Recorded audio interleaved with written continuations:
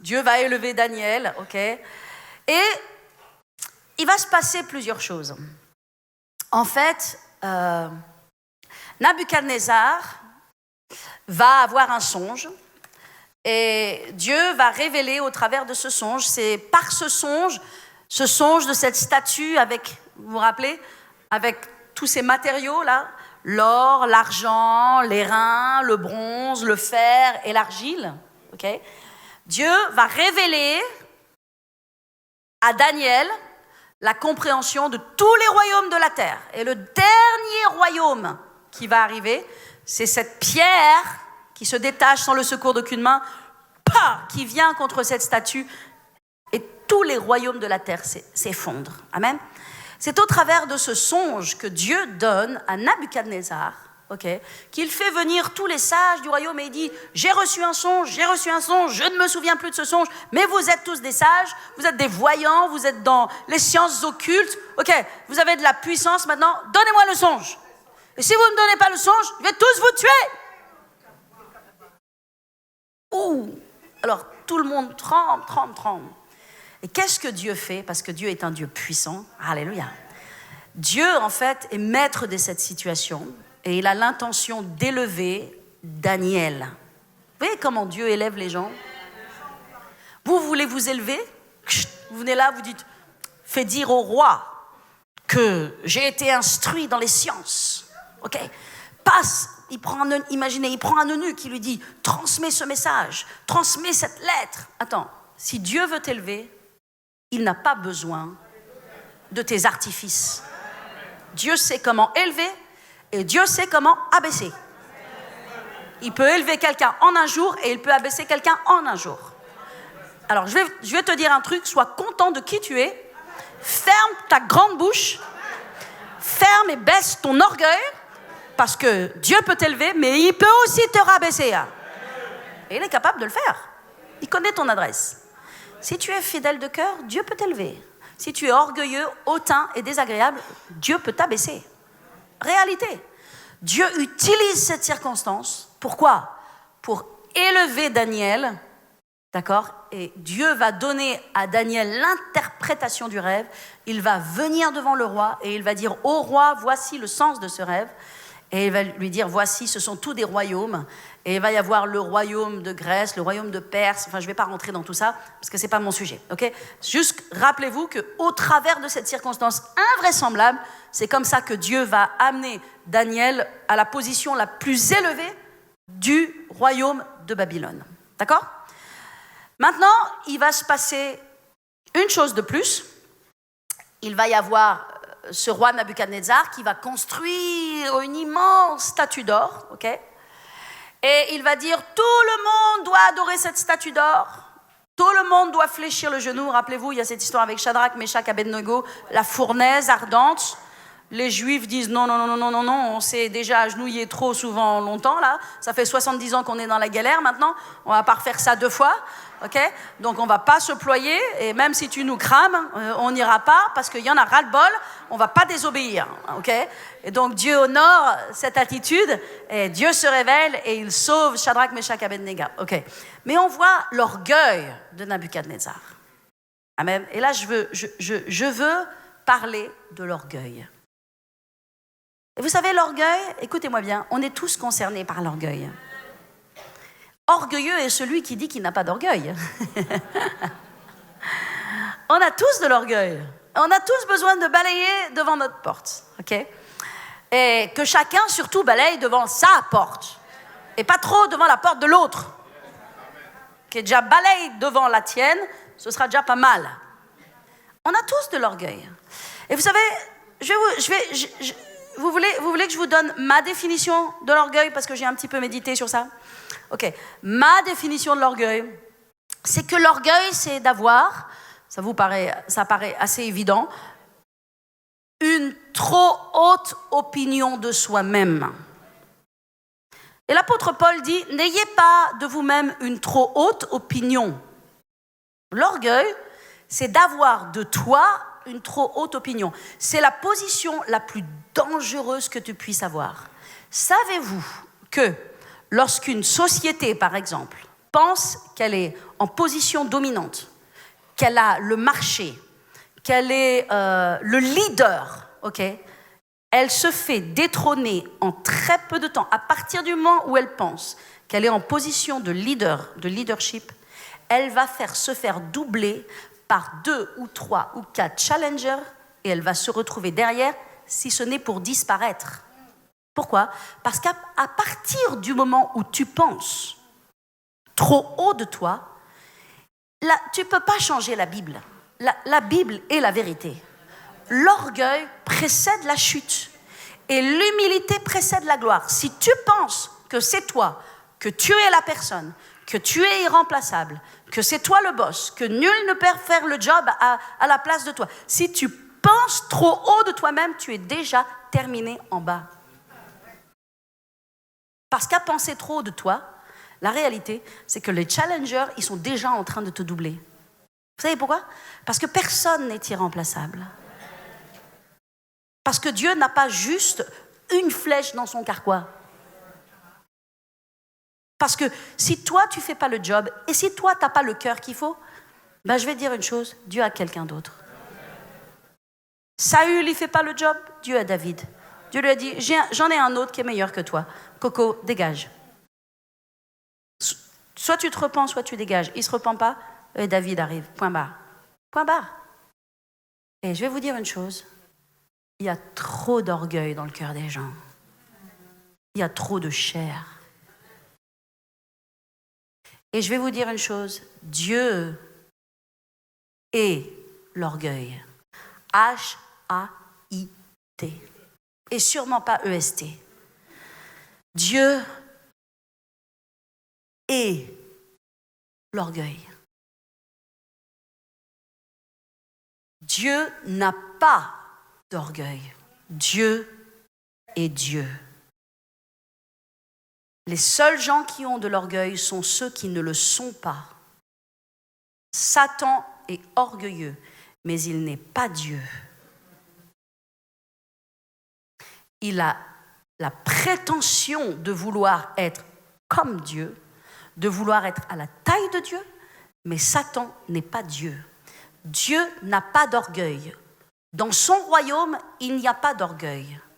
Au ciel, il n'y a pas d'orgueil.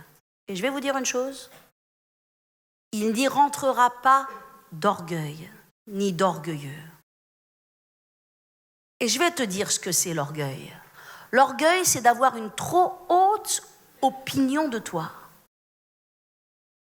Et c'est très dangereux. L'orgueil, c'est d'être séduit par rapport à soi-même. L'orgueil, c'est de vouloir obtenir par ta propre force, enfin de penser que tu puisses obtenir par ta propre force ce que seul Dieu peut te donner. L'orgueil, c'est résister à Dieu. L'orgueil résiste. Les orgueilleux résistent. Les orgueilleux sont des gens résistants. Mais l'humilité ne résiste pas. L'humilité abandonne. L'humilité lâche prise. L'humilité libère. L'humilité précède la gloire. L'orgueil précède la chute. Mais l'humilité précède la gloire. Vous avez déjà vu 2 personnes qui se fâchent? Ben, vous voyez de l'orgueil. Vous voyez? Il y en a un qui ne lâche pas. Et parfois les 2 qui ne lâchent pas. Mais celui qui est humble, c'est celui qui lâche. C'est celui qui dit, ok, d'accord, ok, je te libère, ok, d'accord. L'humilité est une force. L'humilité, c'est la vraie force. Et l'orgueil, c'est la faiblesse. Les faibles sont orgueilleux, mais les forts sont humbles.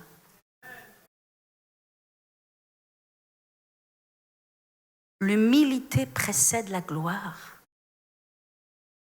Dans le royaume de Dieu, il n'y a pas d'orgueil. Et je vais vous dire une chose, Dieu ne supporte pas les orgueilleux. Et Dieu ne supporte pas les orgueilleux et j'ai des preuves. J'ai des preuves. C'est qu'il y en a un dans son royaume qui est devenu orgueilleux. Et son nom, c'est Lucifer. Avant de devenir Satan, il s'appelait Lucifer. Il portait la lumière. Et il portait tellement la lumière, il y avait tellement de lumière qu'il a pensé que c'était lui la lumière. Sauf qu'il ne faisait que refléter la lumière de Dieu. Il portait la lumière. Lucifer signifie celui qui porte la lumière. Mais celui qui porte la lumière n'est pas la lumière. Celui qui est la lumière, c'est Dieu. Jésus a dit, je suis la lumière du monde. Satan, qui avant de devenir Satan, le prince des ténèbres, et Lucifer, il est un ange de lumière. Il n'a pas la lumière, mais il amène une espèce de lumière qui aujourd'hui est la lumière qui perd les gens. C'est la lumière qui amène les gens dans l'erreur. Et il est actif pour amener sa lumière dans le monde et pour détourner les gens. Oh mon Dieu, comme le diable est pervers, comme il est un être extrêmement cruel et extrêmement méchant, extrêmement rusé, pour amener des multitudes, des millions de gens dans ses filets, pour les détruire éternellement loin de la présence de Dieu. Il utilise de toute espèce d'artifice, de toute espèce de lumière qui est une lumière de pacotille, alors que Dieu est la lumière. Satan est monté dans l'orgueil, la Bible nous le dit. Et quand il est monté dans l'orgueil, et cela se trouve prenez simplement la référence, dans Ésaïe 14, 13, où il est écrit « Voilà, tu es tombé du ciel, astre brillant, fils de l'aurore. Tu es abattu à terre, toi le vainqueur des nations. Tu disais en ton cœur, je monterai au ciel, j'élèverai mon trône au-dessus des étoiles de Dieu. Je m'assiérai sur la montagne de l'Éternel, à l'extrémité du septentrion. Je monterai sur le sommet des nues, je serai semblable au Très-Haut.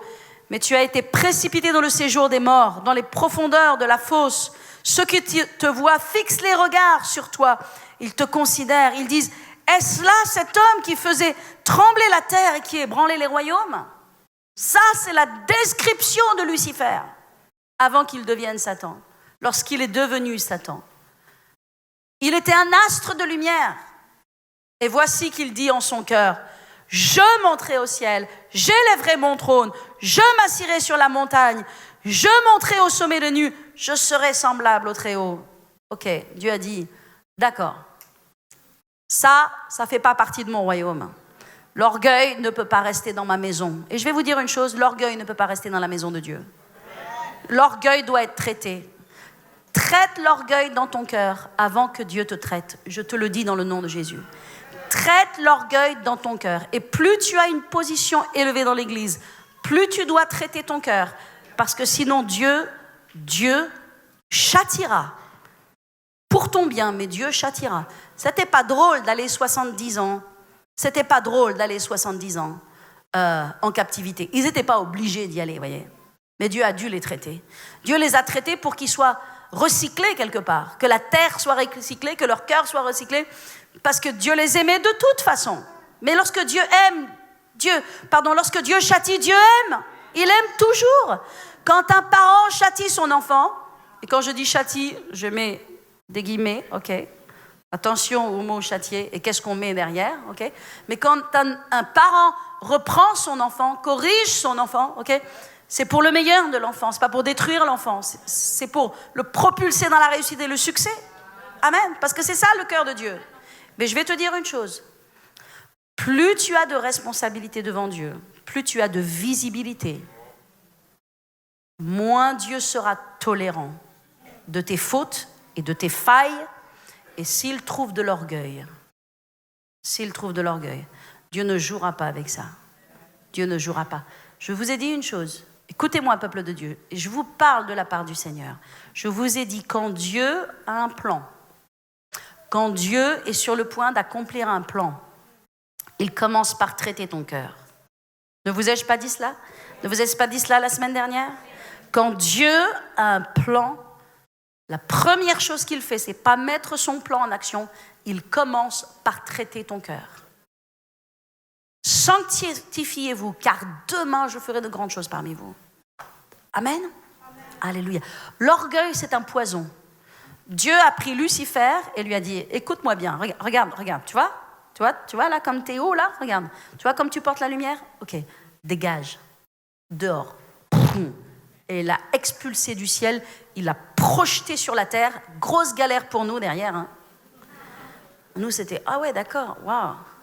Bon, il aurait pu aller sur Mars ou sur Jupiter, par exemple. Ok. Il a été expulsé. Bon, on n'était pas encore là. La vérité, on n'était pas encore dans l'image. Hein. Mais Dieu a pris Satan, lui a dit, t'as vu comme Théo? Regarde. Tu vois ce que je fais de toi? Regarde. Dehors. À la porte. Dehors. Ça a pris Dieu un instant.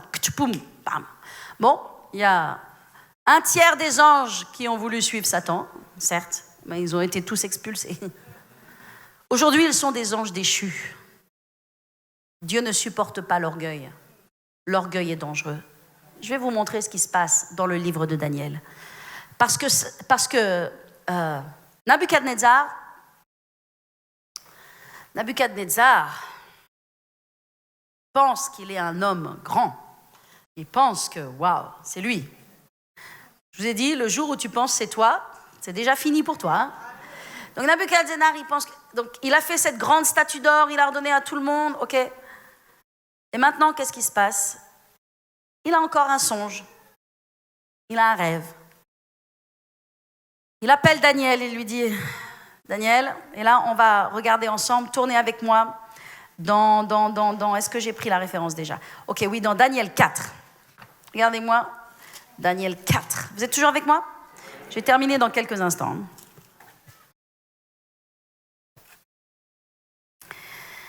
4, on va sur le verset... Ok.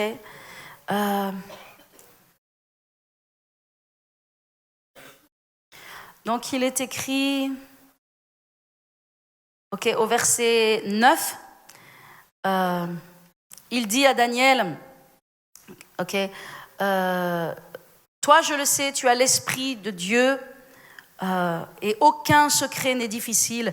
Donne-moi l'explication des visions que j'ai eues. Voici les visions de mon esprit pendant que j'étais sur ma couche. Je regardais et voici il y avait au milieu de la terre un arbre d'une grande hauteur. Cet arbre était devenu grand et fort et sa cime s'élevait jusqu'aux cieux. Et on le voyait des extrémités de toute la terre. Son feuillage était beau et ses fruits abondants. Et il portait de la nourriture pour tous. Les bêtes des champs s'abritaient sous son ombre. Les oiseaux du ciel faisaient leur demeure parmi ses branches. Et tout être vivant tirait de lui sa nourriture. Et dans les visions qui se présentaient à mon esprit pendant mon sommeil, je regardais et voici un de ceux qui veillent, c'est-à-dire un ange, et qui sont saints, descendit des cieux. Et il cria avec force et par là, il dit... Abattez l'arbre, coupez ses branches, secouez le feuillage et dispersez les fruits, que les bêtes fuient de dessous et les oiseaux du milieu de ses branches, mais laissez en terre le tronc où se trouvent les racines et liez-le avec des chaînes de fer et d'airain parmi l'herbe des champs, qu'il soit trempé de la rosée du ciel et qu'il ait, comme les bêtes, l'herbe de la terre pour partage. Son cœur d'homme lui sera ôté et un cœur de bête lui sera donné. Et 7 ans passeront sur lui. 7 sentences est un décret de ceux qui veillent et 7 résolutions est un ordre des saints, afin que les vivants sachent que le Très-Haut domine sur les hommes et qu'il domine et qu'il le donne à qui il lui plaît et qu'il élève le plus vil des hommes. Voici le songe que j'ai eu, moi, le roi Nabuchodonosor. Et toi, Belchassar, c'est-à-dire Daniel, donne-en l'explication, puisque tous les sages de mon royaume ne peuvent me la donner. Toi, tu le peux, car tu as l'esprit des dieux saints. Waouh! Nabuchodonosor a un songe. Allez comprendre ce songe. Il voit un arbre. Cet arbre est tellement immense qu'il atteint les cieux. Et cet arbre est tellement extraordinaire que les nations entières, la terre entière a les yeux sur cet arbre. Et cet arbre est tellement fort et tellement beau que tout le monde vient sous cet arbre. Tout le monde trouve refuge sur cet arbre et tout le monde mange sous cet arbre. Mais voici qu'un ange du ciel vient et dit « Abattez cet arbre et coupez ses branches, mais seulement gardez le tronc. » Ok ? Et que cet arbre, on se dit « Oh, qu'est-ce que ça veut dire ?» Ok, maintenant, qu'on lui donne un cœur de bête, qu'on lui enlève son cœur d'homme et qu'on lui donne un cœur de bête, ok ? Et que sur lui passe 7 ans et qu'il boive la rosée du ciel, qu'il mange comme les bêtes, etc. Et c'est un décret qui vient du ciel. Dites, mais qu'est-ce que ça veut dire ce truc, quoi ? Maintenant, Daniel donne l'explication et tournez avec moi au verset. Je pense que c'est 30. Ok.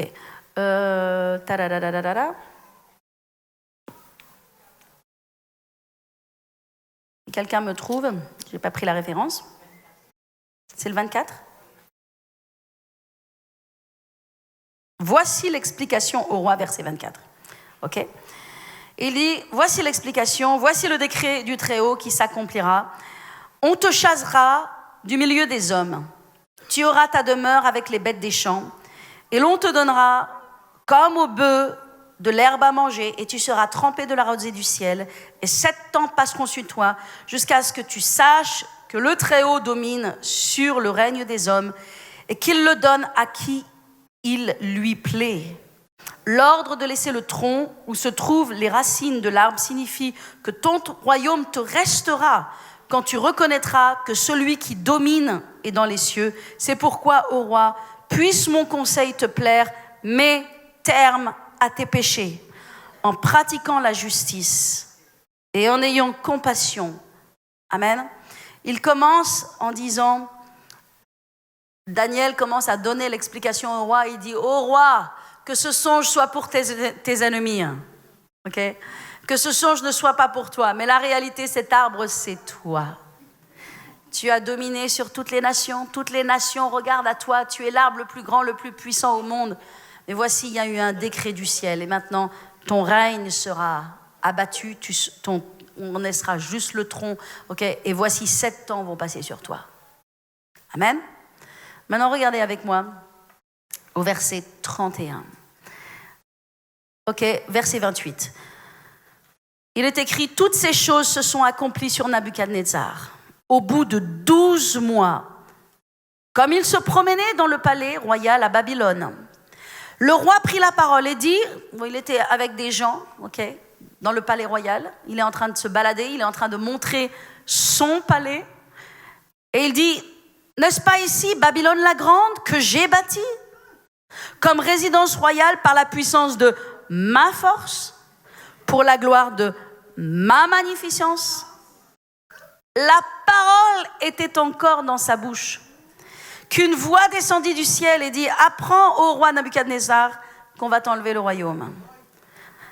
Ok? Et voici que le rêve, le songe s'accomplit maintenant sur le roi Nabuchodonosor. Et il est écrit, voilà, on te chassera du milieu des hommes, blablabla, et c'est tout ce qui se passe. Il est écrit au verset 33, au même instant, la parole s'accomplit sur Nabuchodonosor. Il fut chassé du milieu des hommes. Il mangea de l'herbe comme les bœufs. Son corps fut trempé de la rosée du ciel, jusqu'à ce que ses cheveux croissent comme les plumes des aigles et ses ongles comme ceux des oiseaux. Après le temps marqué, moi, Nabuchodonosor, regardez verset 34, je levai les yeux vers le ciel. Donc 7 ans sont passés. 7 ans pendant lesquels ce roi extraordinaire est devenu un animal. La Bible dit que le cœur d'homme lui a été donné et un cœur d'animal lui a été donné. Il n'était plus possible de le contrôler. Il a été mis dans un espèce d'asile au milieu de je ne sais où, ok? Et ses cheveux ont poussé comme des plumes. Ses ongles sont devenus comme des griffes. Il a bu l'eau qui tombait du ciel et il a mangé de l'herbe. Et la raison lui a été ôtée.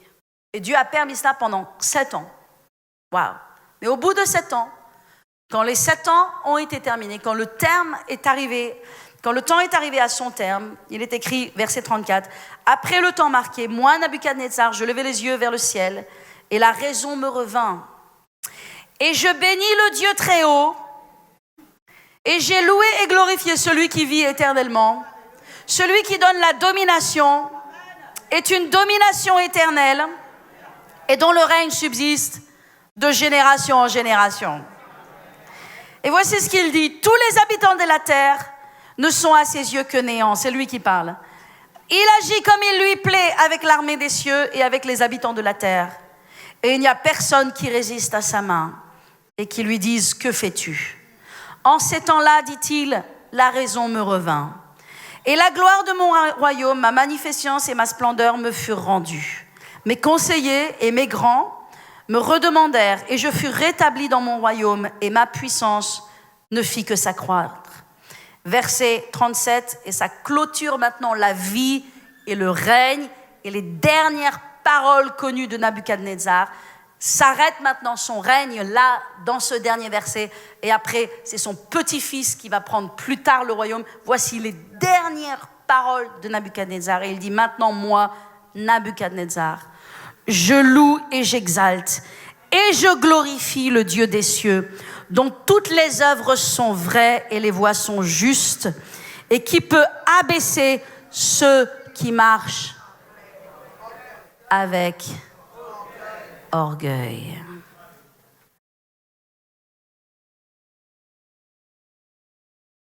Ma puissance, ma capacité, mes dons, mes talents, mon temps, ma saison, ma position. Ok. Wow.